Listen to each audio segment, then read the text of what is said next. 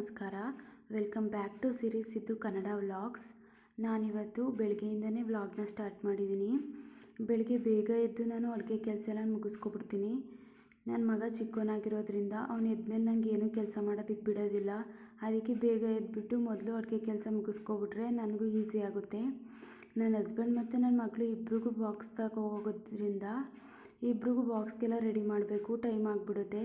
ಅದಕ್ಕೆ ಬೇಗ ಎದ್ದು ಬೇಗ ಕೆಲಸ ಮಾಡ್ಕೊಬಿಡ್ತೀನಿ. ನಾನು ಮತ್ತು ನನ್ನ ಹಸ್ಬೆಂಡ್ ಡೈಲಿ ಯಾವುದಾದ್ರೂ ಒಂದು ವೆಜಿಟೇಬಲ್ ಡ್ರಿಂಕ್ ಕುಡಿಯೋಕ್ಕೆ ಟ್ರೈ ಮಾಡ್ತೀವಿ. ನನ್ನ ಹಸ್ಬೆಂಡೇ ಮೊದಲು ಸ್ಟಾರ್ಟ್ ಮಾಡಿದ್ದು. ಅವರು ವೆಯ್ಟ್ ಲಾಸ್ ಮಾಡಬೇಕು ಅಂತ 1 ಇಯರಿಂದ ಕುಡಿತಿದ್ದಾರೆ. ಯಾವುದಾದ್ರೂ ಒಂದು ವೆಜಿಟೇಬಲ್ ಡ್ರಿಂಕ್ ಡೈಲಿ ಕುಡಿತಾರೆ. ತುಂಬಾ ಹೆಲ್ಪ್ ಆಗಿದೆ ಅಂತಲೇ ಹೇಳ್ಬೋದು. ವೆಯ್ಟ್ ಲಾಸ್ ಕೂಡ ಆಗಿದ್ದಾರೆ. ನಾನೇ ಮಾಡಿಕೊಡ್ತಿದ್ನಲ್ಲ ಡೈಲಿ, ಹೇಗಿದ್ದರೂ ಮನೇಲಿ ಡೈಲಿ ಮಾಡ್ತೀವಲ್ಲ, ಅದಕ್ಕೆ ನಾನು ಕುಡಿಯೋಣ, ನಾನು ಟ್ರೈ ಮಾಡೋಣ ಅಂತ ನಾನು ಸ್ಟಾರ್ಟ್ ಮಾಡಿದ್ದೀನಿ. ಇವತ್ತು ಮನೇಲೇ ಕ್ಯಾರೆಟ್ ಮತ್ತು ಬೀಟ್ರೂಟ್ ಮತ್ತು ಸೌತೆಕಾಯಿ ಇತ್ತು. ಅದನ್ನೇ ಯೂಸ್ ಮಾಡಿಕೊಂಡು ಒಂದು ಡ್ರಿಂಕ್ ಮಾಡ್ಕೊಂಡಿದ್ವಿ. ಈ ವೆಜಿಟೇಬಲ್ ಡ್ರಿಂಕಲ್ಲಿ ಫೈಬರ್ ಕಂಟೆಂಟ್ ಜಾಸ್ತಿ ಇರೋದ್ರಿಂದ ನಮ್ಮ ಕಾನ್ಸ್ಟಿಪೇಷನ್ಗೂ ಕೂಡ ಹೆಲ್ಪ್ ಆಗುತ್ತೆ. ಮತ್ತು ಕ್ಯಾರೆಟ್ ಮತ್ತು ಬೀಟ್ರೂಟಲ್ಲಿ ವಿಟಮಿನ್ ಸಿ, ವಿಟಮಿನ್ ಎ ಮತ್ತು ಆ್ಯಂಟಿ ಆಕ್ಸಿಡೆಂಟ್ ಇರೋದ್ರಿಂದ ನಮ್ಮ ಸ್ಕಿನ್ ಕೂಡ ತುಂಬ ಚೆನ್ನಾಗಿ ಗ್ಲೋ ಆಗುತ್ತೆ, ಏರ್ ಕೂಡ ಚೆನ್ನಾಗಿ ಗ್ರೋತ್ ಆಗುತ್ತೆ ಮತ್ತು ನಮ್ಮ ಆರೋಗ್ಯಕ್ಕೂ ಕೂಡ ತುಂಬಾ ಒಳ್ಳೆಯದು. ಕ್ಯಾರೆಟಲ್ಲಿ ಬೀಟಾ ಕ್ಯಾರೋಟಿನ್ ಇರೋದ್ರಿಂದ ನಮ್ಮ ಕಣ್ಣಿಗೂ ಕೂಡ ಹೆಲ್ಪ್ ಆಗುತ್ತೆ.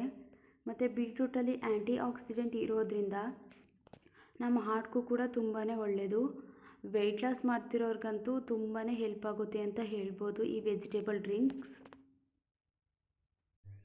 ಇವಾಗಂತೂ ಅವರೆಕಾಳು ಸೀಸನ್ ಆಗಿರೋದ್ರಿಂದ ಜಾಸ್ತಿ ನಾವು ಎಲ್ಲರೂ ಮನೇಲಿ ಅವರೆಕಾಳನ್ನ ಯೂಸ್ ಮಾಡ್ತೀವಿ ಅಲ್ವಾ.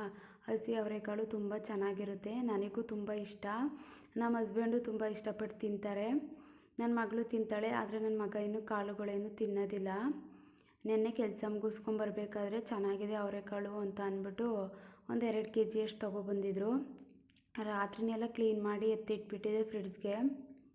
ಇವಾಗ ಹೆಂಗಿದ್ರು ಟಿಫನ್ ಎಲ್ಲ ಮಾಡಬೇಕಲ್ಲ, ಅದಕ್ಕೆ ಮಾಡೋಣ ಅಂತ ಅಂದ್ಬಿಟ್ಟು ತೆಗೆದಿಟ್ಕೊಂಡು ಅವರೆಕಾಳು ಮಸಾಲ ಗ್ರೇವಿ ಮತ್ತು ಚಪಾತಿ ಮಾಡ್ಕೊಳ್ಳೋಣ ಅಂತ ರೆಡಿ ಮಾಡ್ಕೊತಾ ಇದ್ದೀನಿ. ಇದು ಮಸಾಲ ಗ್ರೇವಿ ಚಪಾತಿ, ಪೂರಿ ಎಲ್ಲದ್ರ ಜೊತೆಗೂ ತುಂಬ ಚೆನ್ನಾಗಿರುತ್ತೆ ಟೇಸ್ಟು. ಆದರೆ ನಾನಿವತ್ತು ಚಪಾತಿ ಜೊತೆನೇ ಮಾಡ್ಕೊತಾ ಇದ್ದೀನಿ. ಪೂರಿಗೂ ಚೆನ್ನಾಗಿರುತ್ತೆ, ಆದರೆ ನನ್ನ ಮಗಳು ತಿನ್ಬಿಡ್ತಾಳೆ. ಬೆಳಗ್ಗೆನೇ ಆಯಿಲಿ ಐಟಮ್ಸ್ ಕೊಟ್ಟರೆ ಕೆಮ್ಮಾಗ್ಬಿಡುತ್ತೆ ಅಂತ ಭಯ. ಇವಾಗಂತೂ ಸಖತ್ ಕೋಲ್ಡ್ ಇರೋದ್ರಿಂದ ಮಕ್ಳಿಗಂತೂ ಒಂದು ಸ್ವಲ್ಪ ಆಯಿಲಿ ಐಟಮ್ಸ್ ಕಮ್ಮಿನೇ ಕೊಟ್ಟರೆ ತುಂಬ ಒಳ್ಳೆಯದು. ಅದರಲ್ಲೂ ನೆಗಡಿ ಕೆಮ್ಮು ಆಗಿಬಿಟ್ರಂತೂ ಬೇಗನೂ ಹೋಗೋದು ಇಲ್ಲ.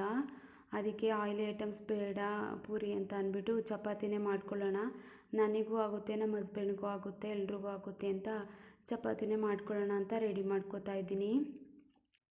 ಈ ಅವರೆಕಾಳು ಮಸಾಲ ಗ್ರೇವಿನ ಮಾಡ್ಕೊಳ್ಳೋದಕ್ಕೆ ಚಕ್ಕೆ, ಲವಂಗ, ಈರುಳ್ಳಿ, ಬೆಳ್ಳುಳ್ಳಿ, ಟೊಮ್ಯಾಟೊ, ಹಸಿರುಮೆಣ್ಸಿಕಾಯಿ, ಪುದೀನ, ಕೊತ್ತಂಬರಿ, ಕಾಯಿ, ಕಡಲೆ ಎಲ್ಲನೂ ಮಿಕ್ಸಿಯಲ್ಲಾಗಿ ನೈಸಾಗಿ ರುಬ್ಕೊಂಡಿದ್ದೀನಿ. ಸ್ಟವ್ ಮೇಲೆ ಒಂದು ಬಾಣಲಿನ ಇಟ್ಕೊಂಡು 1 2 ಸ್ಪೂನ್ ಅಷ್ಟೇ ಆಯಿಲ್ ಹಾಕ್ಕೊಂಡು ಕರ್ಬೇವಿನ ಸೊಪ್ಪು, ಸಾಸಿವೆ ಮತ್ತು ಈರುಳ್ಳಿ ಎಲ್ಲನೇ ಒಗ್ಗರಣೆಗೆ ಹಾಕ್ಕೊಂಡು ಹಸಿ ಸ್ಮೆಲ್ ಹೋಗೋ ತನಕ ಫ್ರೈ ಮಾಡ್ಕೊತಾ ಇದ್ದೀನಿ. ಮತ್ತು ರುಬ್ಕೊಂಡು ಇಟ್ಕೊಂಡಿದ್ವಲ್ಲ ಮಸಾಲೆನೂ ಹಾಕ್ಕೊಂಡು ಆ ಸ್ಮೆಲ್ ಹೋಗೋ ತನಕ ಅದನ್ನು ಫ್ರೈ ಮಾಡಿಕೊಂಡು ನಾನು ಅವರೆಕಾಳನ್ನ 1 ವಿಸಲ್ ಹೊಡ್ಸ್ಕೊಂಡಿದ್ದೆ. ಅವರೆಕಾಳನ್ನ ಹಾಕ್ಕೊಂಡು ಎಲ್ಲನೂ ಮಿಕ್ಸ್ ಮಾಡಿಕೊಂಡು ನಾನು ಗ್ರೇವಿ ಯಾವ ಥರ ಬೇಕು ಆ ಥರ ರೆಡಿ ಮಾಡಿಕೊಂಡು ರುಚಿಗೆ ತಕ್ಕಷ್ಟು ಉಪ್ಪು ಹಾಕ್ಕೊಂಡ್ರೆ ರೆಡಿಯಾಗಿಬಿಡುತ್ತೆ. ಗ್ರೇವಿ ಎಲ್ಲ ರೆಡಿ ಆಗೋಷ್ಟರಲ್ಲಿ ಚಪಾತಿಗೂ ಕಲಸಿಟ್ಬಿಡೋಣ.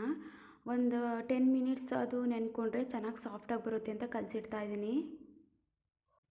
ಚಪಾತಿ ಒಂದು 10 ಮಿನಿಟ್ಸ್ ನೆನೆಯೋಷ್ಟರಲ್ಲಿ ಸ್ನ್ಯಾಕ್ಸ್ ಬಾಕ್ಸು ರೆಡಿ ಮಾಡಿಬಿಡೋಣ ಅಂತ ಅಂದ್ಬಿಟ್ಟು ರೆಡಿ ಮಾಡ್ತಾಯಿದ್ದೀನಿ. ಇವತ್ತು ಪಪ್ಪಾಯ ಇತ್ತು, ಪಪ್ಪಾಯನ ಕಟ್ ಮಾಡಿ ಹಾಕ್ತಾಯಿದ್ದೀನಿ.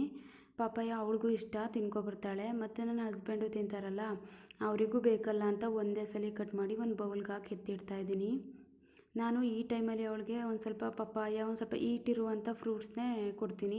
ಇವಾಗ ತುಂಬ ಚಳಿ ಇರುತ್ತಲ್ವ, ಅದು ಬೆಳಗ್ಗೆ ಟೈಮ್ ಬೇಗ ಎದ್ದೋಗ್ತಾರಲ್ಲ, ಅದಕ್ಕೆ ಕೋಲ್ಡ್ ಆಗಿಬಿಡುತ್ತೆ ಅಂದ್ಬಿಟ್ಟು ಈ ಪಪ್ಪಾಯ, ಪೈನಾಪಲ್ ಈ ಥರದ ಹಣ್ಣುಗಳನ್ನೇ ಕೊಡ್ತೀನಿ ಅವಳಿಗೆ.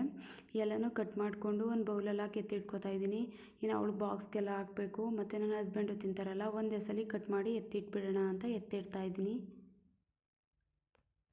ಅಷ್ಟರಲ್ಲಿ ಚಪಾತಿನೂ ನೆಂದಿತ್ತು, ಅದಕ್ಕೆ ಹಾಕಿಟ್ಬಿಡೋಣ. ಫುಲ್ ಅಡುಗೆ ಕೆಲಸ ಎಲ್ಲ ಮುಗಿಸ್ಬಿಟ್ರೆ ಅವಳನ್ನ ಎಳಿಸಿ ರೆಡಿ ಮಾಡಿ ಕಳ್ಸೋಕ್ಕೆ ನನಗೂ ಈಸಿ ಆಗುತ್ತೆ ಅಂತ ಚಪಾತಿನೂ ಹಾಕ್ತಾಯಿದ್ದೀನಿ. ನಾನು ಚಪಾತಿನ ಅವಳಿಗೆ ಎಷ್ಟು ಬೇಕೋ ಅಷ್ಟೇ ಹಾಕೋತೀನಿ, ಒಂದು 3 ಹಾಕೋತೀನಿ ಅಷ್ಟೇ. ನಾವಿನ್ನೂ ತಿಂಡಿ ತಿನ್ನೋದೆಲ್ಲ ಲೇಟು. ಇನ್ನು ನನ್ನ ಮಗನ ಎಳಿಸಿ ಅವನಿಗೆ ತಿನ್ಸಾದ್ಮೇಲೆ ನಾನು ತಿನ್ನೋದು. ಮತ್ತು ನನ್ನ ಹಸ್ಬೆಂಡ್ ಆಫೀಸ್ಗೆ ಹೋಗೋದು ಇನ್ನೂ ಲೇಟು, ಅದಕ್ಕೆ ಇನ್ನೂ ಲೇಟಾಗಿ ಬಿಸಿ ಬಿಸಿ ಹಾಕ್ಕೊಡೋಣ ಅಂತ ಅಂದ್ಬಿಟ್ಟು ಅವಳಿಗೆ ಎಷ್ಟು ಬೇಕೋ ಅಷ್ಟೇ ಮಾತ್ರ ಹಾಕೋತಾ ಇದ್ದೀನಿ. ಸುಮ್ಮನೆ ಆರೋದ್ರೆ ಚಪಾತಿ ತಿನ್ನೋಕ್ಕಾಗೋದಿಲ್ಲ ಅಲ್ವಾ, ಅದಕ್ಕೆ ಬಿಸಿ ಬಿಸಿನೇ ಹಾಕೊಳ್ಳೋಣ ನಾವು ತಿನ್ನಬೇಕಾದ್ರೆ ಅಂತ ಇವಾಗ ಎಷ್ಟು ಬೇಕೋ ಅಷ್ಟೇ ಹಾಕ್ತಾಯಿದ್ದೀನಿ. ಇವಾಗ 3 ಚಪಾತಿ ಹಾಕ್ಕೊಂಡು ಎಲ್ಲನ ಹಾಟ್ ಬಾಕ್ಸ್ಗೆ ತೆಗೆದಿಟ್ಕೋತಾ ಇದ್ದೀನಿ. ಅಡುಗೆ ಕೆಲಸ ಎಲ್ಲ ಮುಗಿದ ತಕ್ಷಣ ಲಂಚ್ ಬಾಕ್ಸ್ಗೂ ರೆಡಿ ಮಾಡಿಬಿಡ್ತೀನಿ ನಾನು ಯಾವಾಗಲೂ. ಅಡುಗೆ ಎಲ್ಲ ಆಗಿರುತ್ತೆ ಅಲ್ವಾ, ಇನ್ನೂ ಮಲಗಿರ್ತಾಳೆ ಅವಳು, ಎಬ್ಸ್ಬಿಟ್ಟು ಆಮೇಲೆ ರೆಡಿ ಮಾಡಿ ತಿನ್ನಿಸಿ ಲಂಚ್ ಬಾಕ್ಸ್ಗೆ ಹಾಕೊಡೋಕ್ಕೆ ಒಂದು ಸ್ವಲ್ಪ ಲೇಟ್ ಆಗುತ್ತೆ ಅಂತ ಹೆಂಗಿದ್ರು ಅಡುಗೆ ಎಲ್ಲ ಮುಗ್ದಿರುತ್ತೆ. ಲಂಚ್ ಬಾಕ್ಸ್ಗೂ ಹಾಕ್ಬಿಡೋಣ ಮತ್ತು ನನಗೂ ಈಸಿ ಆಗುತ್ತೆ ಅಂತ ಲಂಚ್ ಬಾಕ್ಸ್ಗೂ ರೆಡಿ ಮಾಡ್ತಾಯಿದ್ದೀನಿ. ಚಪಾತಿ ಮತ್ತು ಒಂದು ಸ್ವಲ್ಪ ಗ್ರೇವಿ, ಅವಳು ಜಾಸ್ತಿ ಏನು ಗ್ರೇವಿ ತಿನ್ನಲ್ಲ. ಮತ್ತು ಸ್ನ್ಯಾಕ್ಸ್ಗೆ ಅಂತ ಪಪ್ಪಾಯ ಕಟ್ ಮಾಡಿ ಇಟ್ಕೊಂಡಿದ್ನಲ್ಲ ಹಾಕೋತಾ ಇದ್ದೀನಿ. ಫಸ್ಟ್ ಎಲ್ಲನೇ ಈ ಥರ ರೆಡಿ ಮಾಡಿ ಇಟ್ಕೊಬಿಟ್ರೆ ಎಬ್ಬಿಸ್ಬಿಟ್ಟು ಕಳಿಸೋದಕ್ಕೆ ತಿನ್ನಿಸೋದಕ್ಕೆಲ್ಲ ಪಾಪ ಮಕ್ಕಳು ಈ ಚಳಿ ಟೈಮಲ್ಲಿ ಎದ್ದೊಳಕ್ಕೆ ಹಿಂಸೆ ಪಡ್ತಾರೆ. ಅದಕ್ಕಿಂತ ತಿನ್ನೋದೆಲ್ಲ ಸ್ವಲ್ಪ ಲೇಟ್ ಆಗಿಬಿಡುತ್ತೆ ಅಲ್ವಾ, ಅರ್ಜೆಂಟಲ್ಲಿ ನಾವು ಸ್ನ್ಯಾಕ್ಸ್ ಬಾಕ್ಸು ಎಲ್ಲ ಹಾಕೋಕ್ಕಾಗೋದಿಲ್ಲ. ಅದಕ್ಕೆ ನಾನು ಈ ಥರ ಮಾಡ್ಕೋತೀನಿ. ಇವತ್ತಿನ ನನ್ನ ರುಟೀನ್ ಏನಾದರೂ ನಿಮಗೆ ಇಷ್ಟ ಆಗಿದರೆ ದಯವಿಟ್ಟು ಲೈಕ್ ಮಾಡಿ, ಶೇರ್ ಮಾಡಿ, ಸಬ್ಸ್ಕ್ರೈಬ್ ಮಾಡಿ ಮತ್ತು ಕಮೆಂಟ್ ಮಾಡೋದನ್ನು ಮರಿಬೇಡಿ.